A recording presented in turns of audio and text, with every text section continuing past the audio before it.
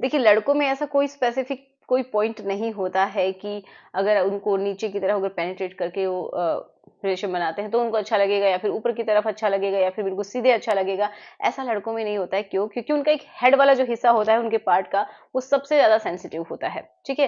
तो आप किसी भी डायरेक्शन में अगर पेनिट्रेशन करवाते हैं तो उनको इतना ज़्यादा फ़ील नहीं होता है, उनको अच्छा ही लगेगा।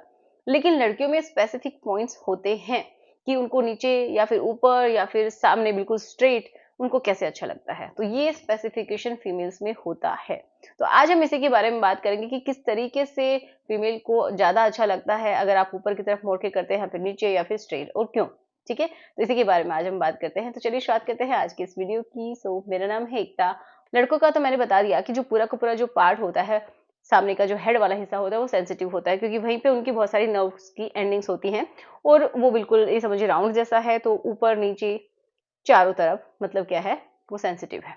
ओके, टिप होता है वो सबसे ज्यादा सेंसिटिव होता है, तो वो किसी भी डायरेक्शन में अगर आप करते हैं तो उनको अच्छा ही लगेगा। लेकिन फीमेल्स के केसेस में क्या होता है ना कि जो फीमेल की जो पार्ट है उसको आपने बहुत अच्छे से समझा है कि अ, जो एक ट्यूब लाइक स्ट्रक्चर है, ठीक है? बहुत सारे लोग ये समझते हैं कि सिर्फ पेनिट्रेशन ही सब कुछ होता है फीमेल्स के लिए, ऐसा नहीं है।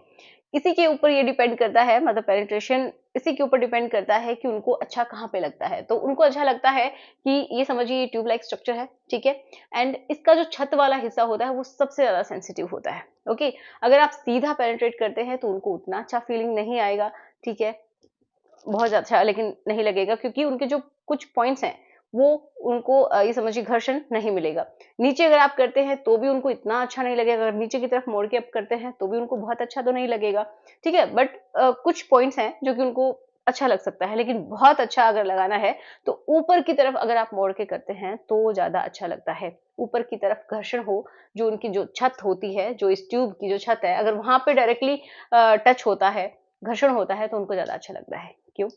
क्योंकि देखो, आपने बहुत अच्छे से समझा भी है, मैंने बहुत सारे वीडियोज़ में बताया है कि मान लीजिए ये ट्यूब लाइक स्ट्रक्चर है, इसके ऊपर क्या होता है, पेशाब के लिए एक छिद्र होता है और उससे ऊपर क्या होता है कि क्लिट वाला हिस्सा होता है फीमेल्स का। जैसा कि मेल का पार्ट है सेम टू सेम वैसा ही होता है, वो पूरा अंदर की तरफ धँसा हुआ होता है, सिर्फ हेड होता है जो कि किसी में ऑब्ज़र्व हो भी सकता है, किसी में नहीं भी होता है।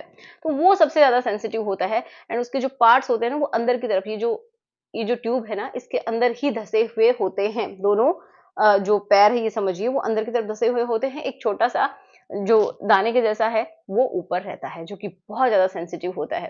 तो यहाँ पे तो सेंसिटिविटी होती ही है, बहुत सारी फीमेल्स को अंदर पेनिट्रेशन से सैटिस्फैक्शन नहीं मिलता है, उनको बाहर से ही सैटिस्फैक्शन मिलता है।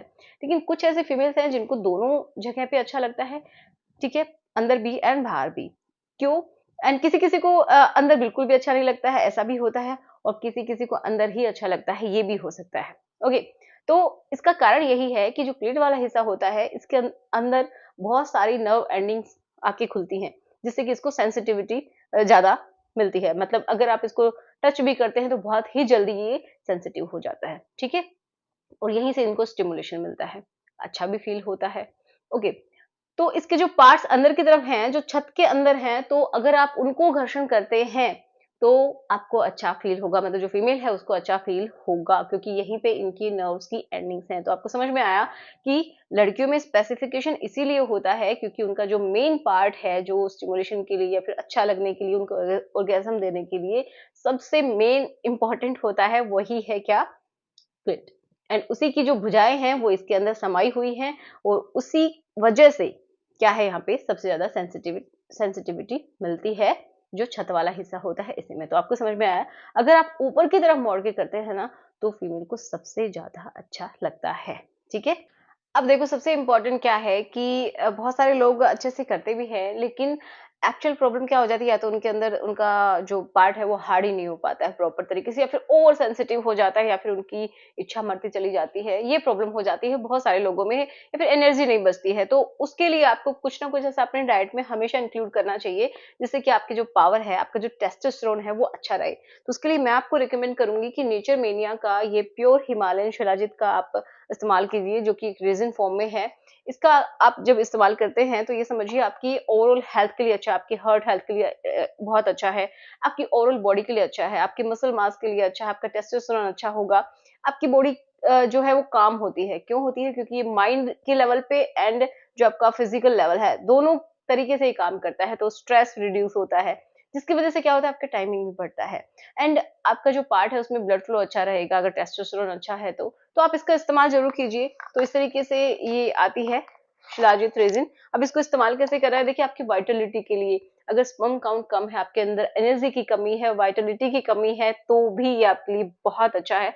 आप इसका इस्तेमाल जरूर से जरूर कीजिए। अब इसको यूज कैसे करना है? तो देखिए, इसमें ये रेजिन फॉर्म में है, तो आप इसको घोल के पी सकते हैं। तो या तो हल्का गुनगुना पानी ले लीजिए, या फिर आप दूध भी ले सकते हैं। तो इसमें ये देखिए, इसके साथ छोटी सी स्पून भी है, तो इसका आप इसकी हेल्प से ले सकते हैं। जो पी साइज होता है ना, मटर के दाने के जितना, उतना सी क्वांटिटी आप लेंगे एंड इसको जब तक घोलते जाएंगे, जब तक कि वो पूरी तरीके से डिसॉल्व ना हो जाए पानी में या फिर दूध में। तो आप इसको कंज्यूम कर सकते हैं, 1 टाइम या फिर 2 टाइम लेनी है, और कम से कम 1 से 2 महीने आपको इस्तेमाल करके देखना है।